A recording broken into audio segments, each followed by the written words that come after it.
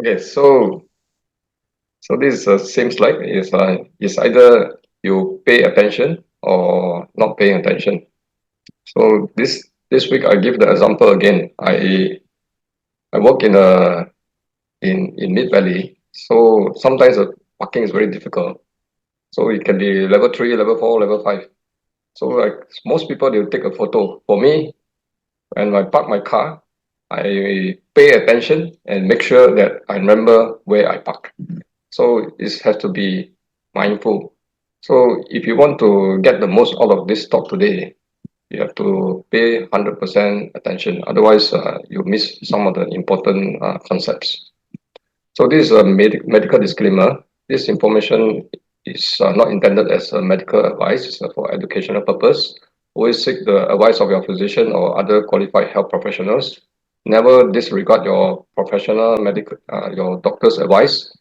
And something that you have read or heard in this presentation should not be the guide for you. And the presenters and organizers disclaim any liability for any adverse event resulting from the use of the information. So use the information today as a framework to guide you in improving your mental well-being. Uh, so what is the purpose of doing this series? We aim to raise awareness of mental health, and in medical field, we always think about prevention is better than cure. And hopefully, we can provide some spiritual toolbox for mental health. It has to be a holistic approach, and it also complete the armamentarium for mental wellness. And lastly, I want to assure you that you are not alone, and there's a lot of people with this problem. Okay, so these are the questions for Sayalay, which I will ask her later. And I'll quickly go through this. What is the root of the suffering of this case? Balancing spiritual practice with everyday responsibilities, overcoming negative emotion without retreating from the society, and dealing with guilt or regret, living a spiritual life in the material world, and how can the patient overcome her resistance to medication. Okay, so there are some statistics. This is data from Malaysia in 2023. It's found that 1 in 6 children suffer from mental health problem. So you can read on your own on these slides. And overall in Malaysia, you can see that about 1 million of Malaysian, is about 4.6% of Malaysian aged 16 years and above suffer from depression. So the number of depression has increased, and half of these people thought of hurting themselves or better off dying. So you can see this statistics. You can see that the younger people now is worse than the older generation. So it's a very big problem, and but compared to other specialists, psychiatrists are not many in Malaysia, and and a lot of people with these mental illnesses, they have stigmas and barriers to seek for help. So what are the reasons? There's all this cultural and religious belief. Say mental health is a weakness, social stigma and discrimination. If you are seeing a psychiatrist, either you are crazy or you are weak. Your lack of There's a lack of awareness and understanding, and also concern about confidentiality. So sometimes, if you are from a smaller community, say people know that you're seeing a psychiatrist. Family pressures and perceptions. So concern about family honor and reputation, financial barrier. So the perception that the treatment is expensive. One of my patients with some symptom of the heart, he also have a lot of severe anxiety. He told me that he spent about 50,000 going to a psychology camp, and his condition wasn't improved after going to the camp. And then workplace stigma. So if you have this problem, you may have a loss of job. And men, there's a pressure to appear strong and emotionally resilient. Women, uh, if you see a psychiatrist say that you have emotional unstable. So these are the reason why most people are not going there. And we hope that we can provide uh, some of these tools for you to help yourself. So I'm going to discuss about this case, Miss Long Zhongtia. And so this is a 63-year-old female Chinese insurance agent married with 3 children. So I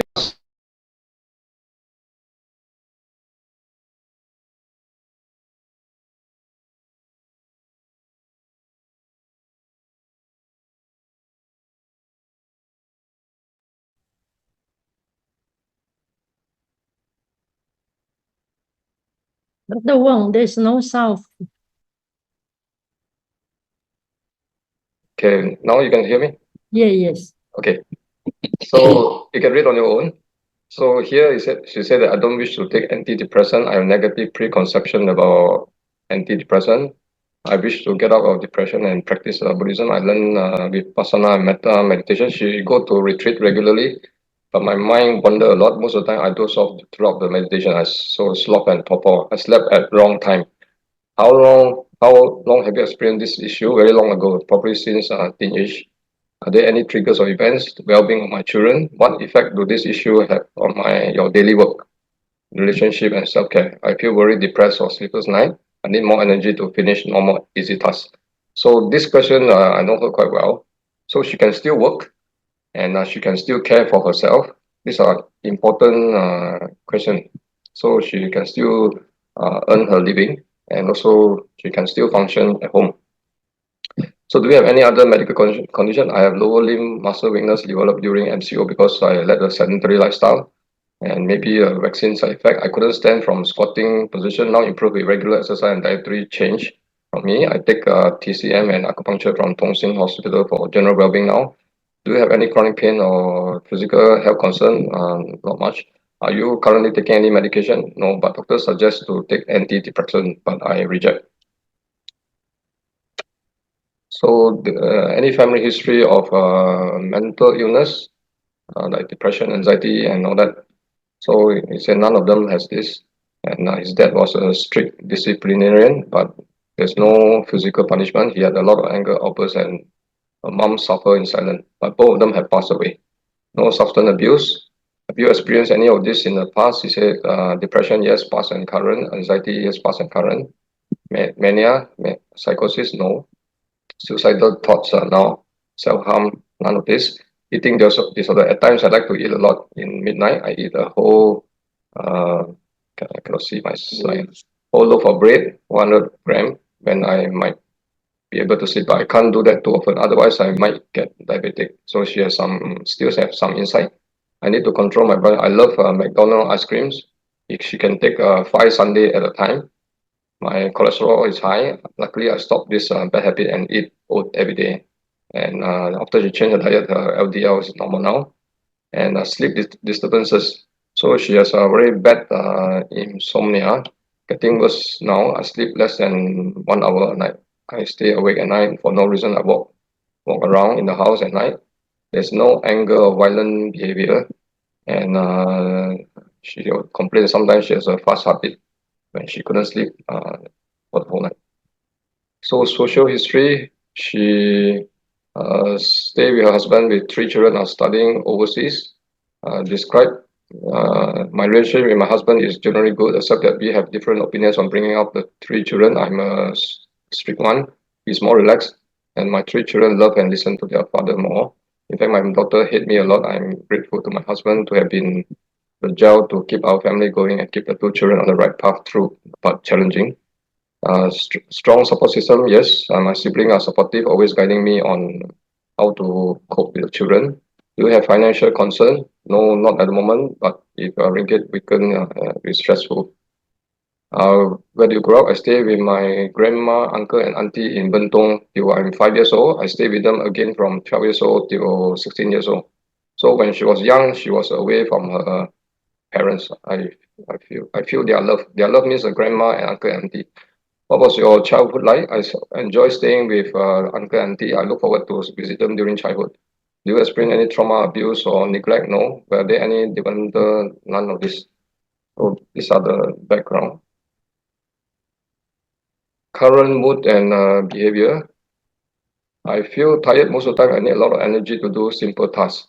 Any changes in behavior, irritability, mood swings, hopelessness, helplessness, at times paranoia or suspiciousness of some people. And some people say that I'm paranoid and fatigue. Anything else important is that after I fill the form, I realize that I worry about my children and future. And if the children is not the trigger, I might find other trigger. So it's not the end. The root cause is I live in the past and future. I'm not living now. How to stop those? So these are the questions: how to stop those little voices reflect of the past, how to live at the moment. And she thanked us for asking her to do this. I'm more able to see my problem after she filled the form. So she has some insight after doing this exercise. I find that I'm able to be more grateful to my husband for his contribution in our family and keeping our 3 children safe. So that's the background of a story. But before I pass the floor to Sayalay, I want to highlight that what we are doing here online, we are in the spectrum of -10 to 0 and 0 to +10.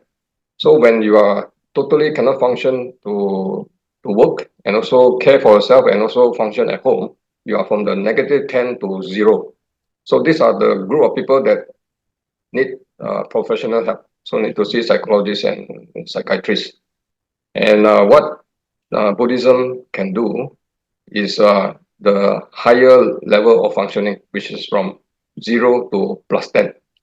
So, but even then, the principle from the 0 +10 to higher functioning also can help you. But if you cannot function at home and take care of yourself and also work, then you cannot use this. You have to see a professional, a psychologist or psychiatrist to help you. And if you have signs of suicidal thoughts, also you must see them. This method is not good enough.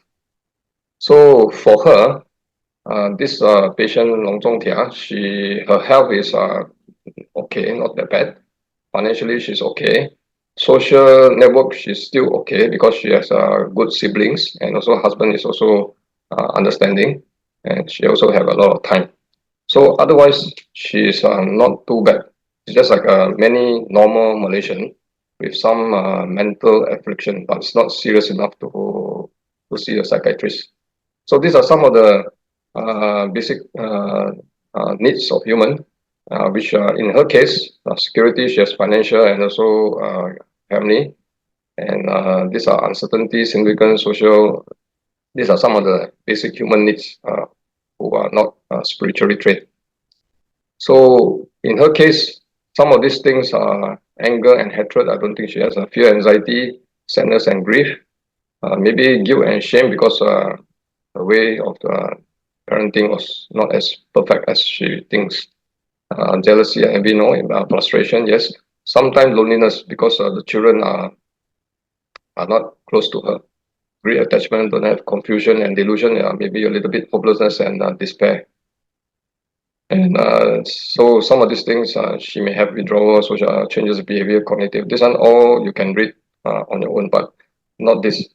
Once you have this, you have to see a psychiatrist, substance abuse and all that. So, so just a reminder from my last talk, the most important concept is that you are the source of all your happiness and suffering. So you are the only one that can change. The solution for all human interaction and problem suffering is compassion. So this is my concept. It's not sorry. So, and then our mind can affect our mood, behavior, and body, and also can affect our environment. So, okay, so this is my last slide. So I want to share about this the salt crystal simile because I was listening to one guy. He was saying that if you pass urine in the glass, no matter how much sugar you put in, it will not neutralize the urine. But this simile is from Buddha said use salt. So if the affliction is so serious, like let's say someone being raped or what, then the unwholesome action is like solid crystal instead of the small little one. So once you have this, the solid crystal, it's harder to be diluted, and then your mind is keep thinking about this problem. No matter what you do, positive action and all that. This thing is still there. So this sutta say that if you have this strong unwholesome action, if you have the dharma, you change your framework in a bigger, so the salt will not affect you because your positive thing is stronger. So this guy said that is even if you, no matter what you do, the urine is still there. But how about you put in the cyanide, you have poison. So no matter how much, also you cannot change. So this, we need the Dharma to help you. So with that, I will stop here and I'll pass the floor to Sayalay to comment and also give us some tips on how to help her. And she's listening in the group, but just it's confidential and I cannot identify her. Okay. Okay. Hello, can you unshare your slide? Stop sharing. Okay. Sayalay, can you share your slide? Now I'm not using slide now, or slide. Oh, okay. Then you. I put a slide. I'm not using slide now. Okay. I think you should share the screen, Dr. Wong, the screen of your question so that somebody can read out. I think Dr. Wong can read out the question himself. Yeah. Or no need to put on the screen. Okay.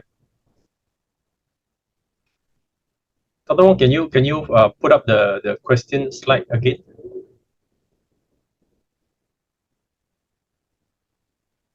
Yes, but I'll work on a slide. But the first question is that what is the root of affliction, problem? What's the root of her suffering, right? Yes. Okay. First of all, after I read what is happening to her, I think the first problem that the root of her suffering is restlessness. Restlessness that she cannot control her mind. As she said, she's living in the past and projecting the future, but not the present moment. So this is first root cause of her suffering. Secondly, she has perverted perception of permanent. She might think her disease, her depression, anxiety, because she got it since young, right? She might think her depression and anxiety is permanent. She perceive it as permanent. If you perceive your own sickness as permanent, that it becomes very difficult to let go of. The third root causes, I think is the most important one, is self-identification. She identifies her depression and anxiety as herself.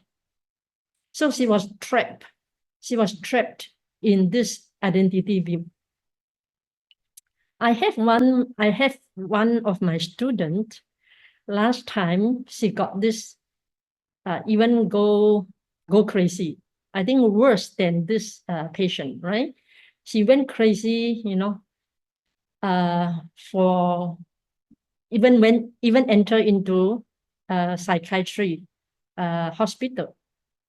But later on, when she attended my Abhidhamma course, and she started to understand all mental problem, all mental states, depression, anxiety, fear, all these are not a self, not herself or not oneself. After she get this understanding, then all her mental sickness gone. Psychiatry problem, her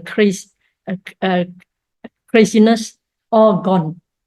So from her case, we can see very clearly, it is by identifying the sickness as myself, the depression as myself, the anxiety as myself, then you grasp deeply to it.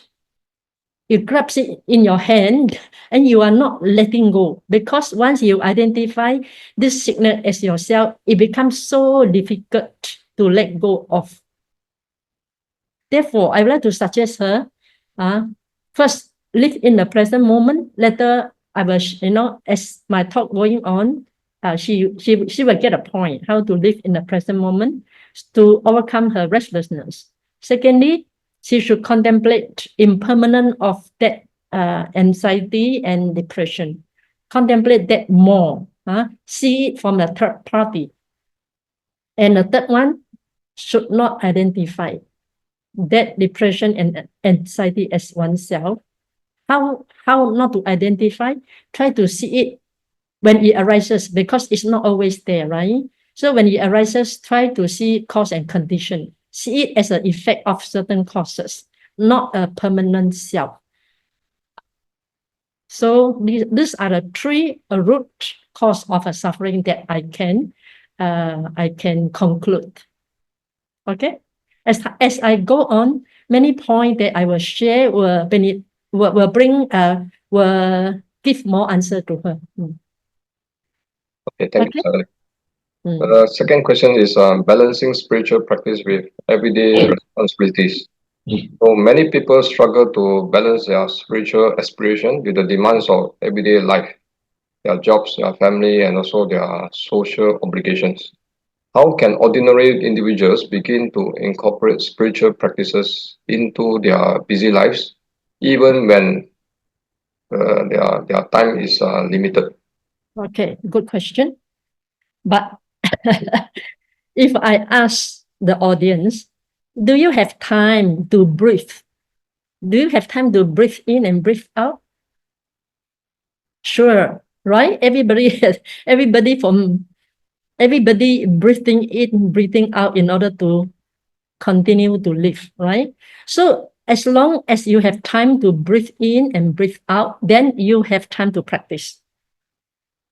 Because we don't understand. Without practice, should be sitting on cushion only, should go for a long retreat, should retreat from society.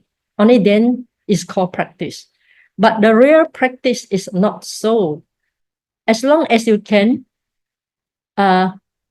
withdraw your mind. Anytime when you are walking, sitting, or you are exercising, doing daily chores, or even go to the washroom, toilet, sitting on the toilet bowl, as long as you know how to draw your attention back to your breathing, then you are practicing anapanasati. You are practicing mindfulness of breathing in and breathing out. And it also draw yourself back to the present moment, because present moment you are breathing in, breathing out, right? So if you draw, it can all the time, unless you engage your mind, engage in certain affair that you cannot come back to the breathing. Other time, you should try to draw your attention back to the breathing in, breathing out. If you can do this, then you start to incorporate your spiritual practices into your busy life.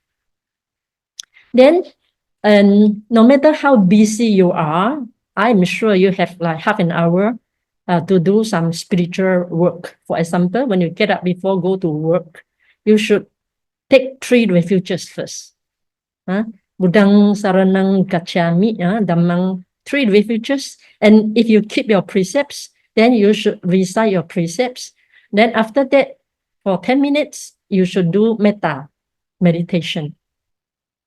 So do metta meditation, send love to yourself, then later on to other beings or to your neighbor.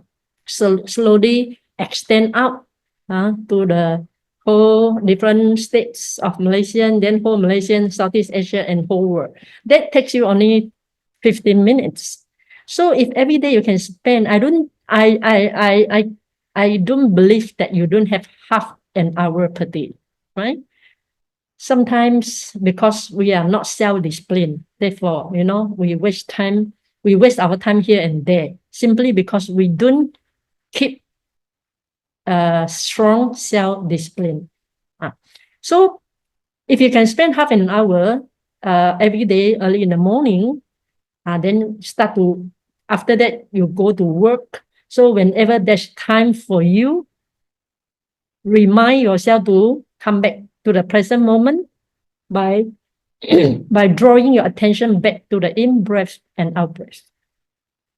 That also can calm your mind, calm your body and mind. And it's a practice to focus. It's a way to concentrate your mind, to make your mind even clearer and make right decision. So there's no excuse that you have no time. If you know how to come back to the breathing all the time when you are walking, sitting, even talking to other people, while listening to other people, you can also concentrate on your breathing. Then you will gradually find it's very easy to incorporate spiritual practice into your busy life. And another point important is we have annual leave, right? Then you should take this annual leave for higher spiritual development. Go for retreat, at least 7 to 10 days. Then things will change. Okay? Sayalay. The question number 3, overcoming negative emotions without retreating from society. Negative emotions like anger, jealousy, anxiety are common in daily life. So in the monastic setting, this emotion might be easier to manage because there are very few external triggers. How can people living in a high stress environment at home and at work effectively deal with such emotion without retreating from the society? This is a good question, and all my teaching, most of my teaching are focused on this, how to overcome people's emotion. Okay, for this point, I need to share my PowerPoint. Can you close and let me share? Okay, Sayalay, you can share your slide. Okay. Okay, we can see already. Okay, so that's all. I click on it so quick. Yep. Okay, I think okay. Screen. Okay, can see. Okay, first of all, to answer this question, you need to have some basic understanding of mind. What is mind? Like depression, anxiety, fear, all these are mental state, right? So we also call it mind state. Okay, mind has single characteristic, that is knowing. Under the mind, we have different type of mental state. For example, angry mind, jealousy mind, anxiety mind, wrong view mind, or self-identification mind. Then also depression, emotional state, anger, and so on. All this we call cetasika, mental formations in Abhidhamma. But the mind has only one characteristic of knowing. Under this one, they divide into many different types of mental state, including depression, anxiety, and anger, right? And all this mental state, they are not permanent self. You need to have this basic understanding first before you can practice this mindfulness that I'm going to teach, right? So we must understand all this mental state. They come and go, depend on conditions. For example, anger, right? Now, you are listening to my talk. Definitely, your mind has no anger. But if I change my talk, I start to abuse you again and again, then you will see your anger arises. Then I change my talk again, I start to praise you. Then you will see your anger subside, and another we call pleasant feeling, gladness arise in you, right? So you will see your mental state or your mood or emotion change change from time to time as the sound impinge your ear, right? When the sound is pleasant sound, you got gladness. When the sound is abusive, you got anger. So from this simple example that we experience every day, you can see all mental states are conditionally produced. They are not you. They are not yourself. They are not your permanent self that is with you. So this is the basic understanding you should have before I go further. Okay, so now you understand all mental states are conditionally produced, they are not a permanently self. Okay, now let me explain how to handle all this emotion. Okay, first of all, you should have mindfulness, sati.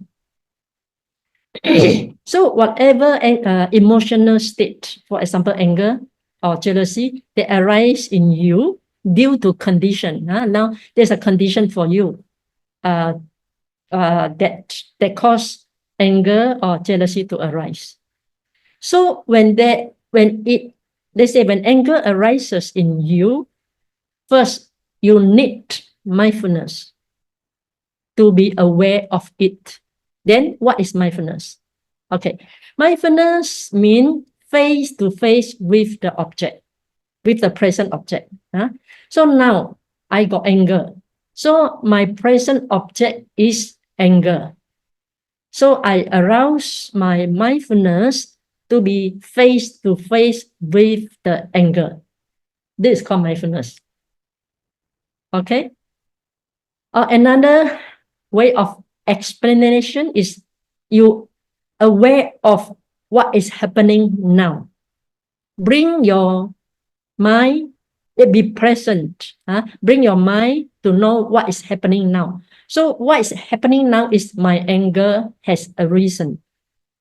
So I know, I practice mindfulness. I know I'm aware of that my anger is present.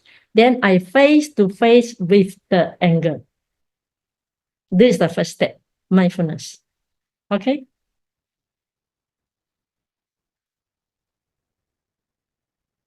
Then when you practice mindfulness, you also must have a right attitude, the right attitude of mindfulness.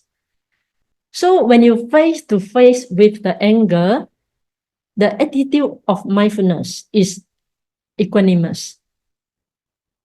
Although anger is hot in nature, but mindfulness is not hot. Mindfulness has equanimous attitude. So when you face to face with anger object is hot, right? But mindfulness is not hot. Mindfulness should be equanimous. So you face to face with the anger with equanimous, unbiased, not judgmental.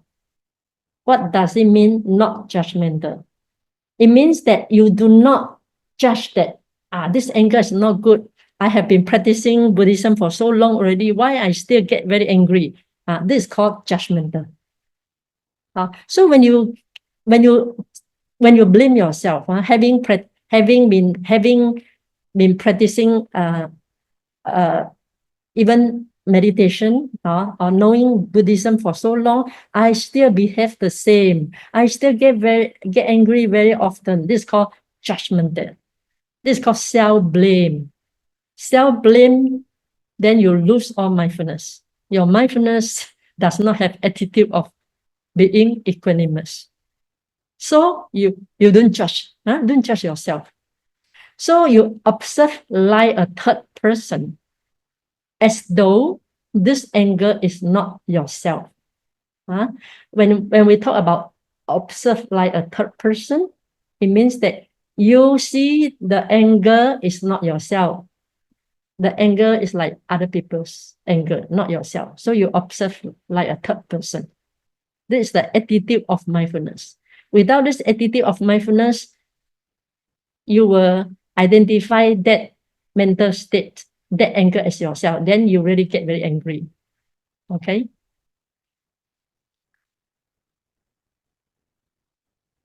Then let us see the effect of mindfulness. So once you apply mindfulness face to face with the anger without judgmental, then what will happen? This is the effect of mindfulness. Then mindfulness will slow down mental activity. It overcome the impulsion, you know. For example, when without mindfulness, when there's anger, we react immediately. This is called impulsion. We react immediately by scolding people, by arguing with people, or even because wanting to release the anger, we may shout, or we may beat someone, you know, or throw something, and so on. But with equanimous attitude and face to face with the anger, without judgment, and observe like a third person, then mindfulness at that moment, mindfulness will slow down this anger, or anxiety, or depression, or whatever mental activity you have now. This is the power of mindfulness. It will slow down mental activity. Therefore, when the mental activity like anger becomes slow in action, then you will not act accordingly.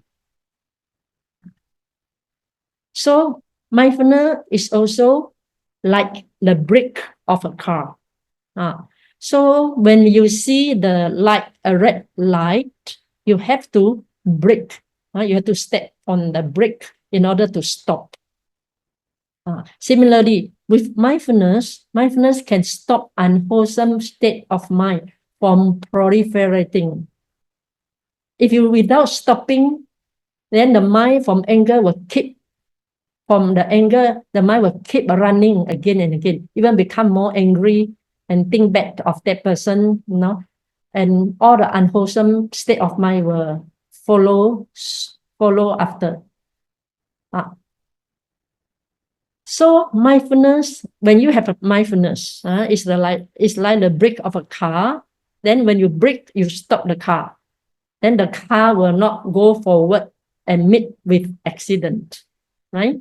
So the red light is like our unwholesome mental state. And mindfulness is like brake. So if you know, with mindfulness, it automatically stop the mental activity from proliferating. Then the anger will not affect you anymore. Therefore, we say that mindfulness protects the mind, right? When you step the brake, you stop. The anger also stop there. Then your mind is protected.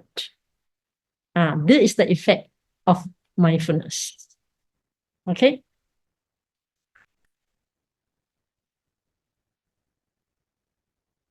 Then I want to give you a little bit additional knowledge.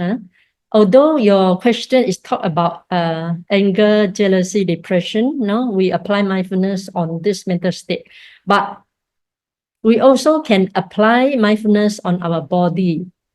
When you are moving, you know what is happening now. When you are sweeping, when you brush your teeth, when you are showering, when you are exercising, you also can apply this mindfulness face to face with your bodily movement. Or you can apply this mindfulness to your different types of feeling. We have pleasant feeling, right? When there's pleasant feeling, it triggers craving. So before the craving arises, if you can mindful of the pleasant feeling without react to it, then it will not turn to craving.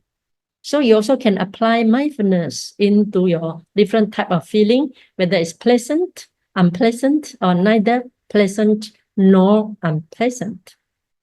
Okay, and definitely you can apply in the mental state like what we have discussed now. Or you can apply into the Dharma, including 5 aggregates, 5 hindrances, and so on. But now we focus on the mind only. So apply mindfulness on the unwholesome state of mind in order to stop it, in order to protect your mind from committing akusala karma. Okay, this is the power of mindfulness. However, mindfulness itself is not enough. Sometimes when you face to face with the anger without react to it, no, and but anger still persists. Then if this happen, you should apply wise attention, yoniso manasikara. What is the meaning of yoniso manasikara? That is directing the mind to see impermanence and non-self. For example, now I have anger, so I face to face with my anger, then I don't react to the anger. I try to be equanimous. Mindfulness itself is equanimous, and I observe this anger as third party. Then, but the anger still persists. Then I direct my mind, or in another word, I say in my mind, anger is impermanent because object, now object is anger. So I say anger is impermanent, or I don't have to say anger because now I'm observing the anger. Then I say, I direct my mind to see impermanent and non-self of that anger. So mentally I say impermanent, or gone, or vanishing, or passing away, or impermanent, repeatedly. This is called paying wise attention to impermanent and non-self. Let me ask you, if you don't pay attention, if you don't pay wise attention in this way, or if you do not direct your mind to see impermanent, then what will happen? Our mind will think of this anger is permanent, is solid, is always there. This is called perverted perception. Everyone, all of us have this perverted perception of permanent. It's embedded in our heart. So if we don't direct the mind to see impermanence of anger, then this perverted, or we call distorted perception, will take hold of us and perceive this anger as permanent. Therefore, the anger persists. So to solve this problem and to dissolve this perverted or distorted perception, we have to direct our mind to see impermanent by mentally say gone, or impermanent, or vanishing. This is important point after you apply mindfulness. For somebody, when they apply mindfulness face to face with the anger and without react to it, the anger may disappear.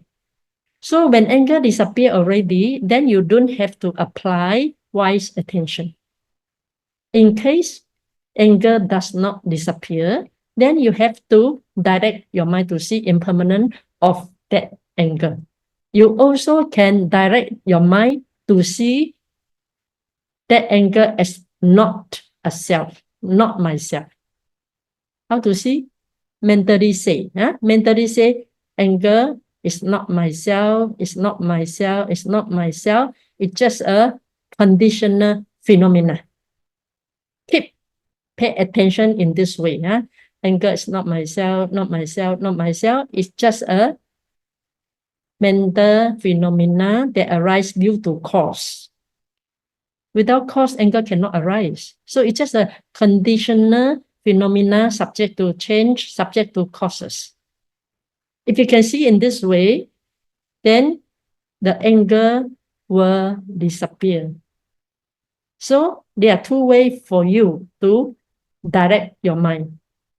You can either direct your mind to see impermanence of the anger, or you direct your mind to see the non-self nature of that anger and see it as a conditional phenomena that arise and pass away. Either one will help you. Okay. Next one. So when you direct your mind to see anger as impermanent or as not myself, just a conditional phenomena, when you really see, really experience it, then wisdom will arise in you. At that time, wisdom sees things as they really are.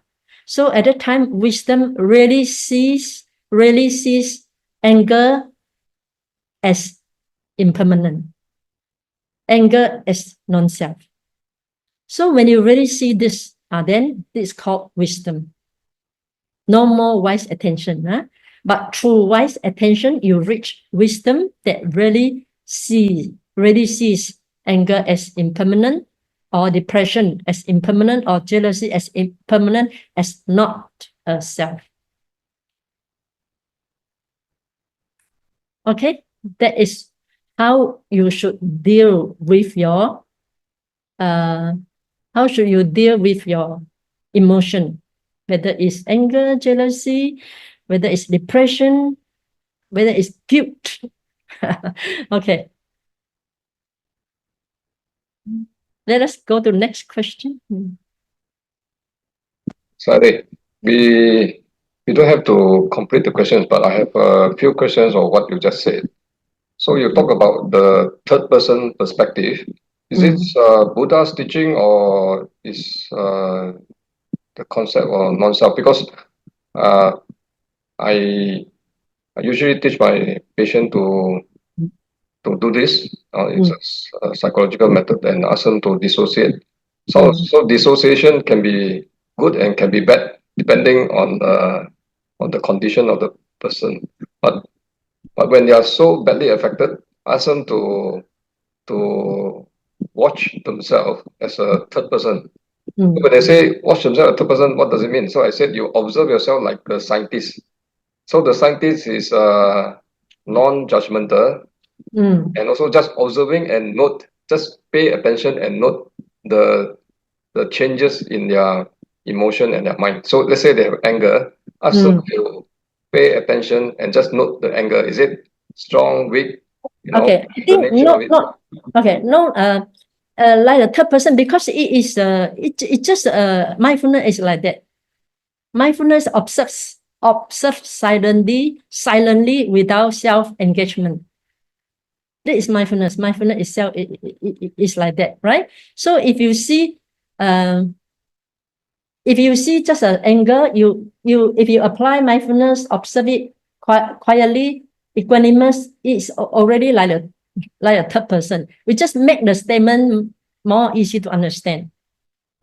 So because mindfulness is see without react.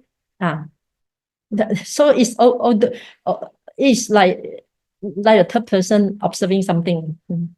We put in a third person is just to make this observant clearer to the audience. Okay. Thank you. Another thing that concept that I learned from you is that when you're observing as a third person, so most of the time you pay attention on the beginning and the rising of that emotion, but we didn't pay attention at the disappearance of the emotion. Can you elaborate on it? Because okay. Good. Okay. So one of my students in America, she said that when observing mental state, because all mental state, including material thing or mental thing, mental state, there is three. They have three stages. One is called arising, another one is called abiding or persistent. Arising, abiding, and passing away.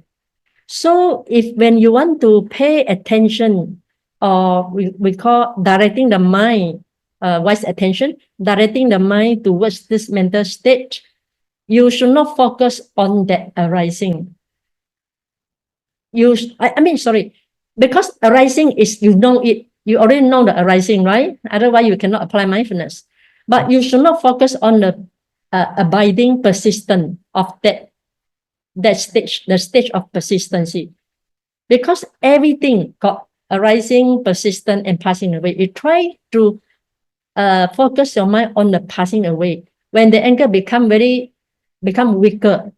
the time you just contemplate impermanent, then you hit the target.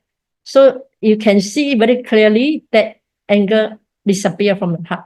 That you see it very clearly. But you need to put into practice for a few times, only you get it.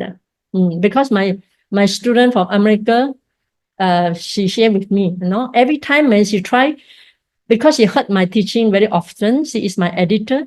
So every time she try to contemplate, or she try to direct her mind to see impermanence, she cannot see. So finally she understand. Because she only pay attention to the persisting stage of that anger. Therefore, she cannot see. So finally, she understand. Then she try to pay attention to the weak, because everything becomes strong and weak. It cannot be strong all the time, right? So she pay attention to the weak part, weak or resolving part of the anger. Then finally, immediately she see the anger arising, passing away, constantly. Then she reach very high insight knowledge. Thank you, Dr. Wong, to bring out this point, because at first I don't think to share because it's quite deep also. No. I think it's practical, because a lot of times when they are affected by their fear, anxiety, and also sadness, they are stuck in there, So, they're stuck. Yes, Dr. Wong, they're stuck in two ways. They're stuck in, they think it's permanent. Fear is permanent. Then they're stuck in self-identification, as I mentioned already. So you can apply either one. Either one will do. Even you cannot see impermanent. If you see just a mental state, just a mental phenomena produced by cause and condition, that can also detach yourself from that mental state. This detach yourself from mental state, just like the third person attitude. You detach yourself from that mental state. But without paying attention in this way, you identify that fear, anxiety as yourself, definitely it become even worse. I tried it many times. If the moment I say it's just a phenomenon, just a mental state, I'm not, how to call? I immediately detach myself to that mental state. So if you feel that impermanent is very difficult to see, but to detach yourself just by mentally say, it's just a mental state. It's just a conditional mental state produced by cause and effect, not myself. This also helps a lot. Okay, just a revision. What is I ask the audience, not Sayalay. What's the three characteristic of human existence? So three. I give you 2 seconds to think. Okay, the three characteristic is dukkha, which is suffering. So everyone suffer. Second is anicca, impermanent, and the third one is non-self. So if you can understanding it from experience and truly understand it, it's not from theory, then you can overcome this. You can be enlightened. Okay, so Well, I want to talk a little bit about guilt or regret. Just very short answer only. Can you read the question out? Okay, so the question number 4, Mr. Eckers-Ju, you give us a few moments. We'll go through some of this question and we can answer your question. So question 4, dealing with guilt or regret. The question is, guilt and regret over past action can weigh heavily on people. What does Buddhism teach about dealing with this emotion and moving forward in a more positive and mindful way? I think it's also a good question. But this question is just now what I share about mindfulness and wise attention to the non-self. Disidentify yourself with the guilt and regret should be the best solution, right? Okay, so when guilt arises, you just disidentify with it. Guilt is just a mental state. It's just produced by cause and condition. Again, you use disidentify in guilt as yourself. Okay, this is the first step you should do. Secondly, you should think wisely. The past has already gone, right? The past has already gone. Why should you have guilt again? That it makes you even worse. You bring suffering to yourself. I believe I also done something wrong in my past, but I never let the guilt and regret take over me because past already passed. What can I do is I do it better. I do more kusala, just like Dr. Wong say, you put more, put more water in the salt water, right? You do more kusala and put more wholesome deeds in your life. How to call you do more wholesome deeds in your life, just like put more water into a small cup of salty water, then it will dilute your saltiness, right? So to overcome guilt and regret over the past action, first you should disidentify guilt or regret as yourself. Second, you should forget the past. Past has already gone, right? You should be able to control your mind, not to think of past. Third, you should do more wholesome deeds to dilute the salty water. The fourth, the wholesome deeds that you perform will bring you more happiness.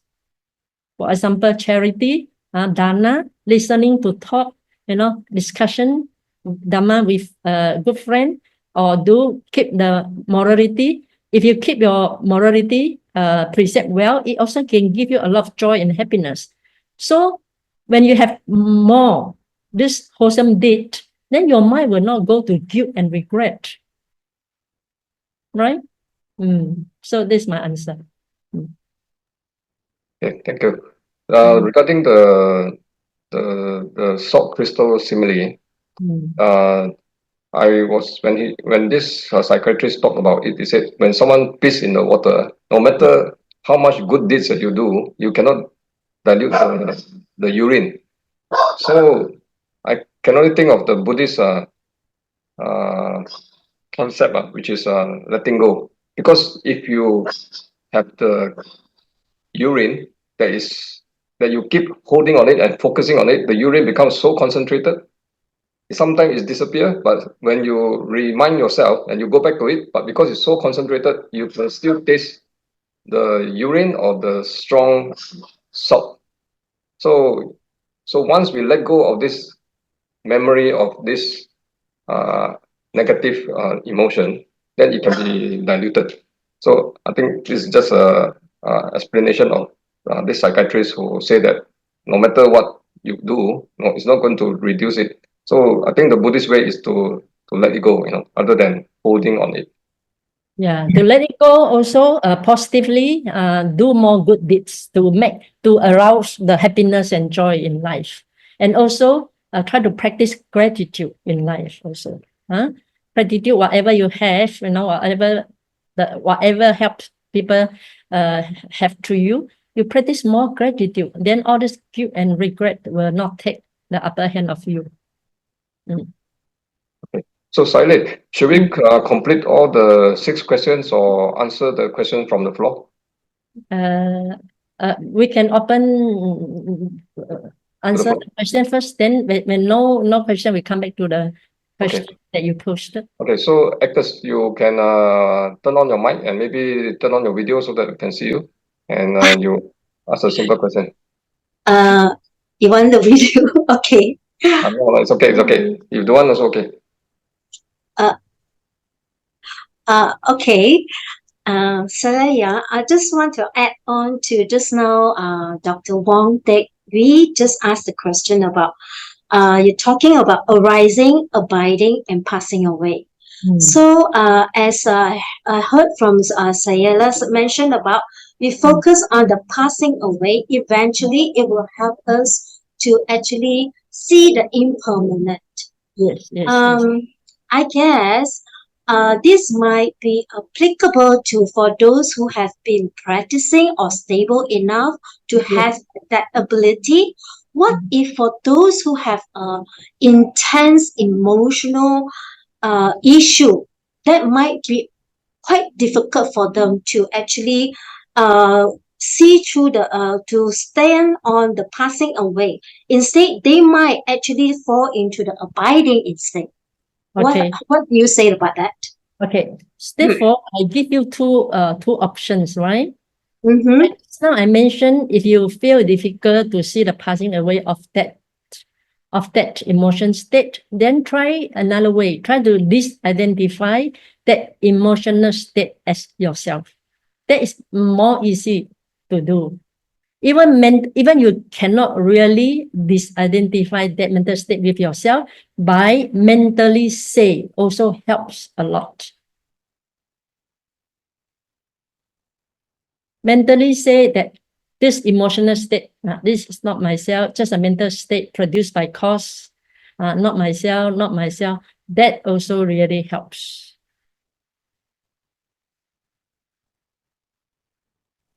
You got it? Maybe I elaborate on what Sayalay has said. This concept of not myself is the anatta or non-self. So based on the Buddhist concept is that everything is based on condition, and we are not a permanent self, and there's no soul.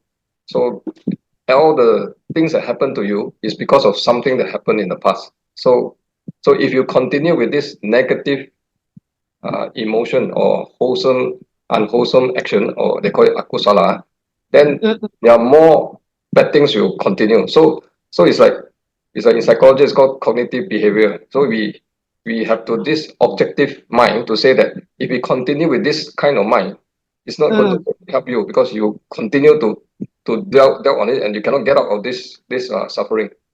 So Yes. yeah. Yes. I can clearly understand that. And also because I'm pointing out towards those who have like mental illness, who have anxiety disorder, they might be having difficulties like could it be going to do got to do with our was the skill to develop the self-control ability, so that is better, even though sometimes they might use it like Sayalay said, that focus on non-self, impermanent, because if the emotion is too intense, it might pull the person away back to the abiding. So in this area, could it be got to do with self-control? If it's self-control, then what will be the method for that person to develop this skill? Go back to the breath. Okay. Go back to So the breathing in, breathing out forcefully. Breathing in, breathing out forcefully to stop that abiding strong emotion state. okay, so yeah. Without transforming your mind, change your mental, change your mind, change your object. Okay, so from breathing in and out, actually to also ground that person emotion as well. Eventually that person can go to passing away focus. Thank you, Yes. Sayalay. Sally, maybe I just add on to what she asked. So when someone is a very high, strong emotion, they are not able to focus on the impermanence and also non-self. So this go back to your advice that we should practice this all the time, rather than when you have problem only we practice, because 24 hours of the time we are not 24 hours also anxious, not 24 hours depressed. There are times when we are not anxious and depressed, then we must practice this spiritual mindfulness of the breath, and also our body frame and the things that we do. So when something happens, it's too late already, because emergency, we must prevent and also practice, like just like play badminton. If you once a year you want to play badminton, of course you cannot win. You must play every day regularly. Then only you can be able to, your mind stable enough to observe these changes in your mind. Yes. That is called regular practice. It's very important. And let me add in one small point. That emotion, if you practice regularly, you sharpen your mindfulness on mental state, right? So when the moment before your emotion become very strong, you can catch, your mindfulness can detect it already. So if you practice regularly, then you become more skillful. The moment that emotion arise, your mindfulness can face to face with it, detect it. Then it will not become very strong. It's just that our mindfulness is so blunt, so slow, because we don't have self-discipline. We do not practice regularly. Only when problem come, we try to find solution. And the solution we give also, they cannot catch up with it. This is the problem. So therefore, it's important to get the skill and practice. Once you get the skillful mean, then practice it regularly until it become your jewel, something you appreciate. Okay, shall we continue the question? Question number 5. Living a spiritual life in a material world. So the question is that we live in a world that emphasizes material success and also personal achievement. How can people begin to shift their focus from external success to inner fulfillment through spiritual practice? Okay, so first of all, there's no doubt the material success give us some gratification, give us some satisfaction, or even personal achievement and material success, give us some gratification, some satisfaction. We love it. However, in the Majjhima Nikaya, Buddha said, this type of achievement or material success cannot give us true happiness. Happiness got different level one, right? This material success and personal achievement is called sensual pleasures. Belong to sensual pleasures. And Buddha say, sensual pleasures give little gratification, but much suffering.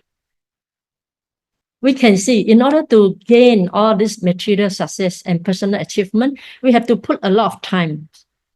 We spend a lot of time for it, late day and night, and we become very stressful.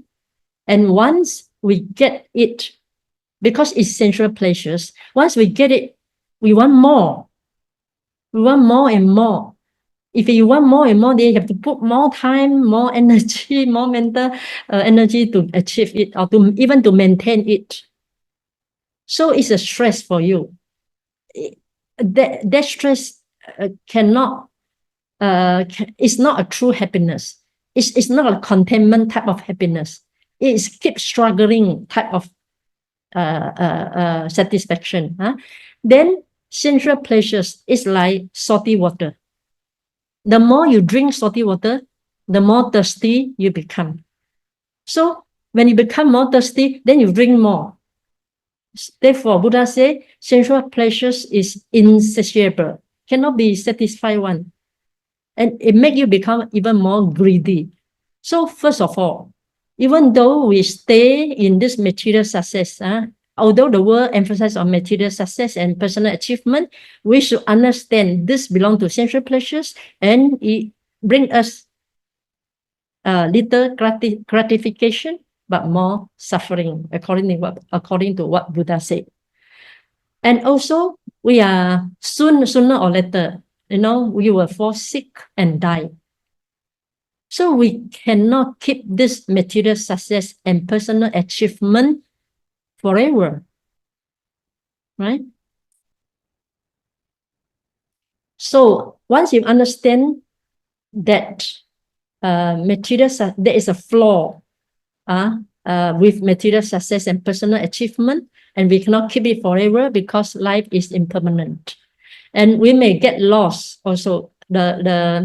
We may lose this material success and personal achievement also because there are so many uncertainty in life. So once you understand all this, then you can begin to shift your focus from external success to inner fulfillment by first doing dana first. Doing dana, helping the poor or helping the monastic so that they have more time to promote the teaching of the Buddha, or helping the needs, that can give you a lot of happiness. The happiness even better, even, it's more fulfilling than this material success, right? Then after that, you can start to do some services, or you keep your 5 precepts. When you know you are the harmless person, you don't harm anyone by killing them, by stealing, by wrong sexual misconduct, or by telling lies. Then there's inner joy in you because you are a harmless person. You gain trust from others. So it gives you a lot of inner joy and happiness. If possible, if you can develop meditation, either concentration meditation or vipassana meditation. If it is concentration meditation, it gives you higher happiness. Buddha say, the happiness in the concentration is the happiness in concentration surpass material happiness. Or final step, if you can move to vipassana meditation and if you see through anicca, dukkha, anatta, then you understand what is true happiness. You understand letting go of material things and even your personal identification is the highest happiness. So in this way, you can shift your focus from external success to inner fulfillment through spiritual practice. Okay. Dr. Wong, you want to add something? Yes.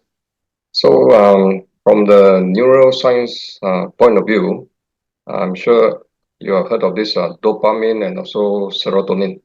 So I put it in a simplistic way. So all this sensual pleasure, they are dopamine hormone in your brain. So this dopamine hormone, you make you feel good and give you the motivation to do the same thing again and again. So for example, it's like drinking coffee or eating good food. So after you drink coffee, you feel good, you want to drink more coffee. So this kind of dopamine sensual pleasure, there's a tolerance. Means that after you drink, you need more and more. So some people have this like personal achievement. I have one friend who enjoyed climbing mountains. So after he conquer one mountain, he conquer more. So he want to conquer all the 7 mountains. And eventually he passed away in the mountain because he will have some sickness at the top of the mountain. He conquered, I think, up to 6 of the highest mountain in the world. So there's no end to this kind of dopamine enjoyment. So there's a tolerance, means that there's no end to it. You need higher and higher. So you need to seek more thrill, and eventually you'll be so exhausted about it. The other hormone is called serotonin. So the serotonin is what Sayalay has said is the contentment. So there's no tolerance. So if you have a loving kindness and gratitude and giving, sharing to the others, compassion and altruistic joy and equanimity. So those are the more stronger hormone that has no tolerance.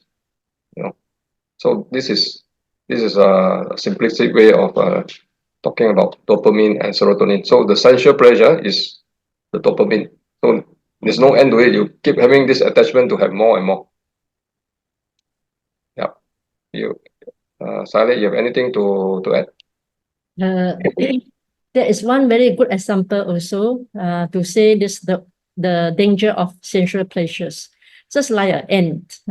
The ant was attracted by a little honey on the cup.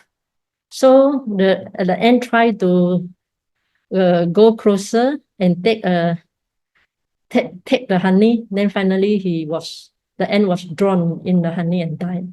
So this is the sensual pleasures. It gives little gratification but bring much suffering. Okay. Okay, there's a few questions on the chat box. So this Mm. question came from Miss Irene. Mm. The question is that what is concentration meditation? The first question. Second question is what is vipassana meditation? And the third question she asked is that was told people who have mental illness like severe depression not advisable to practice vipassana meditation. So this question is for you, Sayalay. Okay. So concentration, we call samatha bhavana, is for example, you focus on your breathing, breathing in and breathing out. Keep focusing, no other thoughts. Do not think of anything. Do not contemplate. Do not reflect. You just put your attention under the nostril or around your face, in, out, in, out, in, out, to develop the concentration. We call one-pointedness of mind. So at that moment, you do not think of any sensual pleasures, and your five senses, eye, ear, nose, tongue, body are shut. Then you gain happiness. You gain happiness through concentrating your mind without any disturbances, without any restlessness. That give you very strong concentration and happiness. This is called concentration practice. Vipassana practice is to contemplate, to discern five aggregate, or to see your body as impermanent, suffering, non-self, or to see your feeling as impermanent, suffering, non-self, or to see your liver mental state as impermanent, suffering, and non-self. This is vipassana. Only by seeing impermanent, suffering, and non-self of your mind and body, you can let go of the attachment to it. Attachment is the source of all suffering, according to the Four Noble Truths. The suffering of five aggregate by way of clinging. We cling to the five aggregate, or another word, mind and body. We cling to mind and body as permanent, as happiness, as self. Therefore, we develop attachment to them. So vipassana is to undo what you think. So vipassana is to trying to see impermanent, suffering, and non-self of mind and body. When you see enough, mind and body is impermanent, suffering, and non-self, you let go of the attachment. Attachment is the source of suffering, is the cause of suffering. So when you let go the attachment to mind and body, then you gain happiness. This is vipassana meditation. Then the third question say that those who have depression should not practice vipassana. Those who have depression should not practice meditation without guidance of a close teacher, without close guidance from a teacher.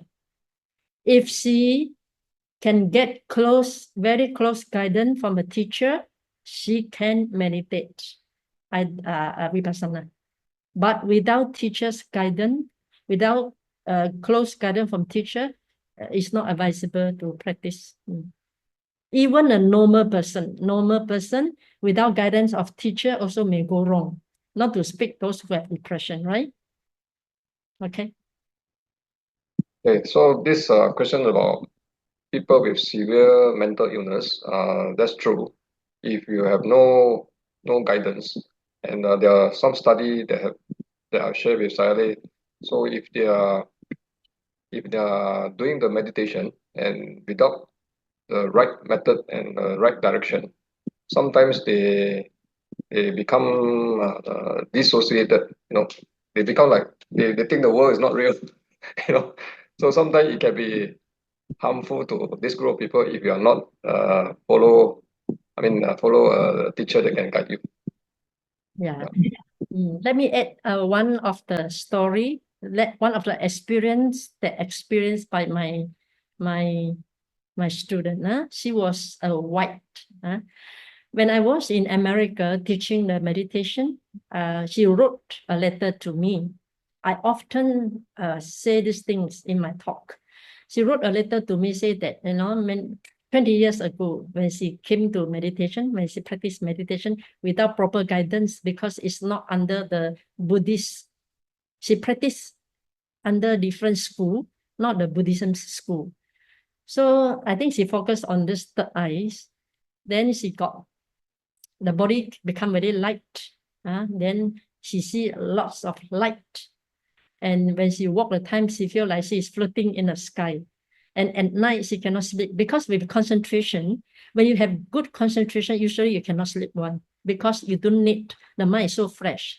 So fresh, you don't need much sleep. So for a few days, she don't feel sleepy at all. Then she don't have desire to eat because with concentration, you feel a lot of happiness, joy. Then the food is not more, the craving for food become very, very less. Therefore, you don't think of eating. Then you cannot sleep. You don't sleep so many hours. And then with concentration, the body becomes so light, like floating in the sky. So she thought this is correct experience. If she has a good teacher to tell her what she experienced is correct, then she can proceed and she can reach higher stage also. However, at the time, there's no Buddhist teacher or qualified teacher to tell her that she is in the right track. And since nobody tell her she is in the right track, she start to have doubt about her own experience. So she keep asking other people who is not experienced, who have no enough experience in this practice, and everybody told her that you are crazy. How can be like that, right? Then she go and ask another, the third person, fourth person, fifth person, sixth person. Everybody who have no enough experience told her that she's crazy. Then after that, she start to think that, yeah, I'm crazy. Since everybody say I'm crazy, I must be crazy. So she went to psychiatry hospital, stayed there for months. And from a good person with good experience and doubt about herself, and enter into psychiatry hospital and eat all this medicine that hurts her even more. So after she came out from psychiatry hospital, she still feel that living in America that emphasize on self, ego. How can I, my experience of non-self is not applicable to the American society. Therefore, she start to take drug, morphine, to find that she's grounded. There's self in her. And then she start to take morphine, cigarette, and indulge in sexual misconduct, because this is very common in America, right? So she did all the bad deeds. Then after that, when I was then she told me that after 20 years, she found a Theravada monk, and she posted this question, her experiences, her old experiences to this person, to the Theravada Buddhist monk, and the monk told her her experience is correct. She should carry on that experience. Only then she realized she had made such a mistake simply without meeting with correct teacher. So what I want to say is, even a normal person, without depression, without guidance of a teacher, you may go wrong. Even you go right and you don't know you are going right, and with some other people's comment, you end up thinking oneself is crazy. This shows that how important to have a good and experienced teacher to guide you. That's all from my side. Thank you. Just to remind that a lot of times when we have a mental problem, we always think we depend on ourselves So Buddhism, it depends on the three jewels, which is Buddha as a psychiatry, the doctor, Dharma is the medicine, and the Sangha is the nurse who give you the medicine. So you need these three to help you in your spiritual path. So this highlight that without the Sangha to guide you, you may go on the wrong way. And then also to educate the audience, in psychiatry there are two terms called hallucination and delusion. So you take 5 seconds to think what is a hallucination and what's delusion. So hallucination is the wrong perception of the senses. So you can see things like see ghosts or hear things. You hear people talking, but actually no one there. You can smell like rubber or anything, or you can taste something that's different from others. So this is called hallucination. Delusion is the wrong thinking. So some people think that I'm the Jesus, I'm Buddha. So I'm Donald Trump, and also they have this paranoia. They say, oh, my mate want to kill me. These are delusion. These are wrong concept. So hallucination is a wrong senses perception. Okay, Sayalay, we have reached 9 o'clock. There's one question in the chat box. We want to answer this question and then we stop. Okay, So the can. question says that when we work, our mind is focused on our work. At this point, are we in mindfulness state? I think so, yes. Because at that time it's your object. So how can we incorporate this mindfulness in our work? Can you give example? I think you just focus on what you are doing is also one type of mindfulness. If your mind don't react, just focus on what you are doing. Just like when I'm writing my book, I feel that my mindfulness is very strong. When I'm focused on what I am writing, what I am thinking, what I am quoting, I feel that my mind is at the present moment, strongly, firmly grounded on the present moment, that what I am doing. That is also mindfulness. Okay, thank you, So Sayalay. at that moment, that when you are focusing on what you are doing without restlessness, without let mind wander to somewhere else, that is also already mindfulness. Okay, there's another question. You want to answer that or we stop? Okay. Oh, wait a moment. Dr. Wong, there's a last question that you posed. Can I give very short answer? Yes. Okay. So the question is that this patient, she has the resistance of taking psychiatric medicine, and even though some of the doctors suggest her to take this medicine, so how can we help her from the Buddhism point of view to encourage her to take the medicine if she required to? Okay. First of all, I think many of us always think that Western medicine is very bad for health, got a lot of side effect. I think most of us have this type of view. So I have helped 2 depression patients, and first, if they don't take medicine, the mind go wild, a lot of unwholesome thought, restlessness, bad thought, anxiety, all this anxiety and bad thought that affect this person even more, right?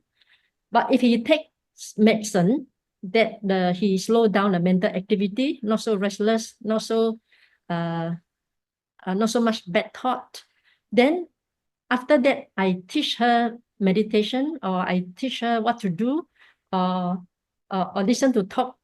That is possible for him to absorb, because the medicine help him to calm down, to cool down mental activity. At that time, the Dharma maybe can help him. So secondly, I think for the for the patient that you bring for her case. I mean, she cannot sleep at night, right? She is so depressed and anxious and go to the past and think of future and cannot focus on the present. So if that makes she should reflect that suffering that she's underwent now, right? Undergo now. So by taking medicine, slow down her mental activity, then her suffering may disappear temporarily. Then she can at this time she can maybe she can do some metta meditation. She can bring the mind to the present because mind not so restless, not so active now, right? So to me, the two patients I help, the two depression person I help, two of them also take an antidepressant. Because they take antidepressant, I'm able to help them because the mind is more stable with the help of the medicine. Her mind is more stable, then I can help them. So in this point, I think that sometimes we should change our mind. Don't always think that Western medicine is bad for us. When we then important, we must know, we accept that we are sick. We sick mentally now. So we need two types of helps. One is medicine, another one is spiritual help. So I think taking medicine for depression people is quite important also.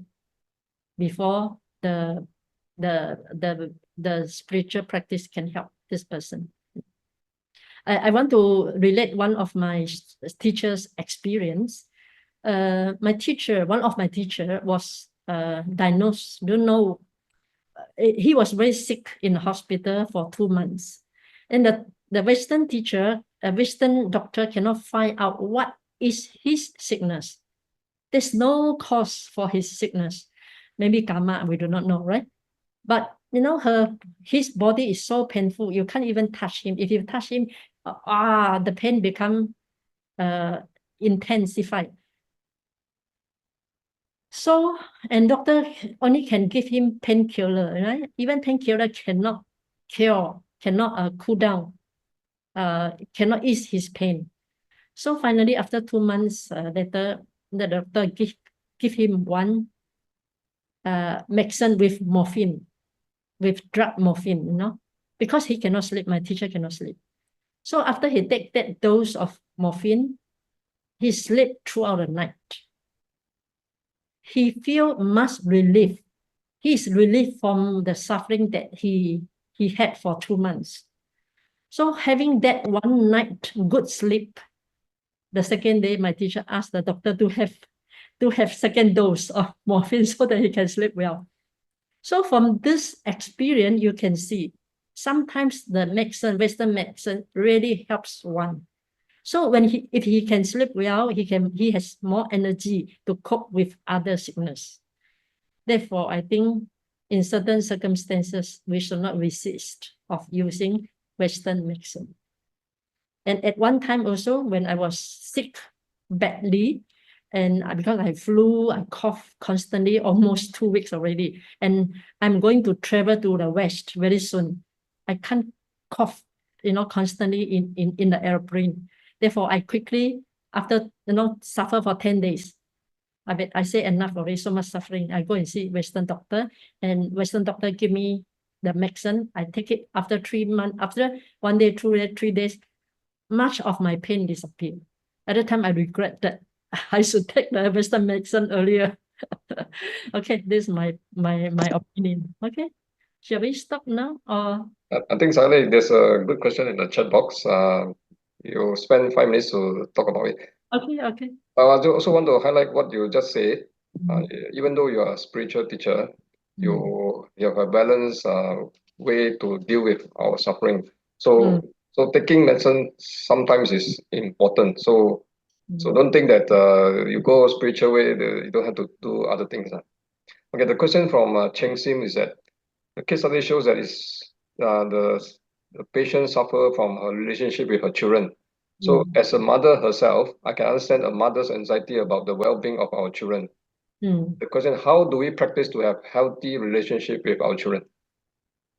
I think the 4 Brahma Vihara is important, especially metta. Metta is unconditional love. Parents' love is conditioned because most parents' love is accompanied with controlling. They try to control their children, to become what they want them to become. They do not respect their children's wish and desire.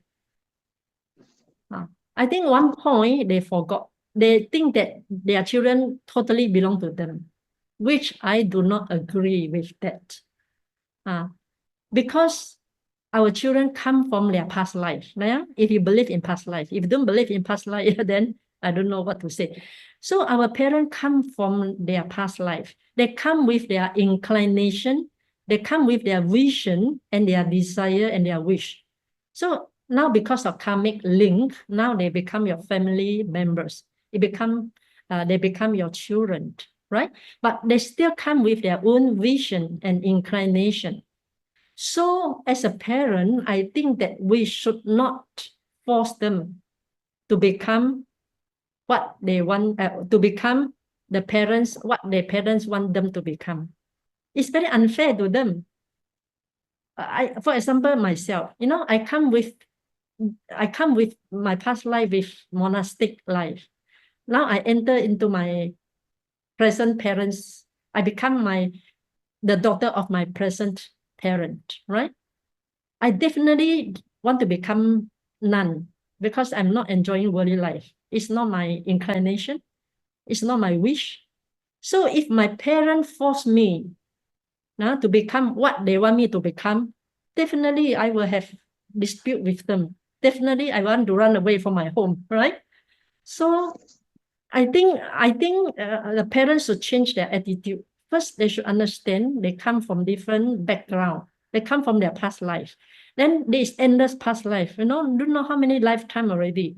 Only this life they become our parents. So they come with their vision and inclination. We should not force them to let them become what we want them to become. So understand this point. Secondly, as a parent, you have the duty, responsibility to bring up your children, but you should not expect something from them. If you expect something from them, it's called conditional love. It's not unconditional love. The real metta is, I help you, you don't have to return to me. But conditional love is, I help you, you must remember, then return to me. So most parents, they only have conditional love to their children, not unconditional love. So metta, you apply unconditional love. Just fulfill your duty to bring them up and to let them do what they want to do. But if they are going to the wrong track, like doing a lot of unwholesome deed, you have to correct them. It's your duty. But you cannot control them totally. Then with the metta, then mudita, sympathetic joy, rejoice in their achievement. Although she or he may not become a person that you want them to become, you still rejoice in their success. This is important to have better relationship, right? The third, compassion, you also have compassion for them because now young people have a lot of stress also. They go through a lot of stress, competition in their job, in their environment. So be more compassionate to them. Of course, the children also must be compassionate to the parents, understand the parents' difficulty. And lastly, we should understand everybody, the karma, everybody bears his own karma. Your son bears his own karma. The parent bears your own karma. So finally, we only walk our way. We only walk our own way, So try to reflect, everybody has karma as their heir, as their protection, as their relative. So finally, also we have to separate with our parents. So don't so possessive or controlling. So if both sides can practice can practice this for Brahma Vihara, loving kindness, love without condition, unconditional love, then rejoice in their practice, rejoice in their achievement, then have compassion for their suffering, then finally let karma, because everybody has their own karma, let karma take the action. We cannot change too many things, right? So I think if you practice for Brahma Vihara in your family, and plus gratitude, of course, son had to be grateful to the children, and children have to be grateful to the parents, and grateful doesn't mean that follow what they say 100%. I don't mean that, right?